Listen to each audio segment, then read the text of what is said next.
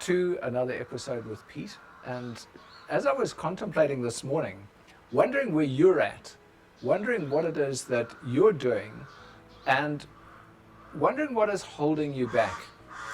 One of the things that I learned in my career was the concept of networking and how to network, the value that that gives to you and why that's important. So there's a comment that was made to me that your network is your net worth.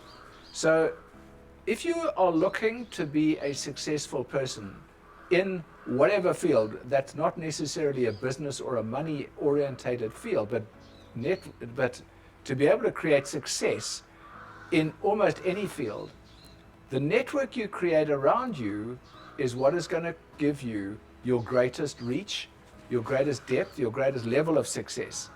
So how do you start to build a network?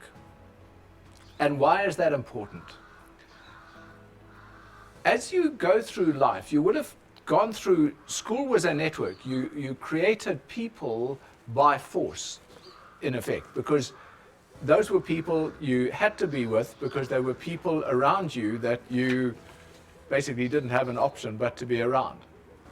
That defined who you were because those people now impacted on you. As you learn to start networking outside of a school or a university or a college environment, you suddenly learn that there are more important relationships that you need to cultivate to take you to a whole higher level. The network you have of people around you is what is going to create success or hold you back from success. So as you start looking at the how, understand that impact is that don't accept people around you necessarily or create your network around you because you've got the easy people. Choose the more difficult people. You need to be a lot more selective and a lot more targeted. And very often that means reaching outside of your comfort zone. It means reaching outside of where you would normally go and look for friends, to look for people who are going to stretch you, educate you, and create in you a bigger, better person, lead you to being the person that you should be as the greater person that's inside of you. And that takes many decisions. It takes quite a lot of asking of questions.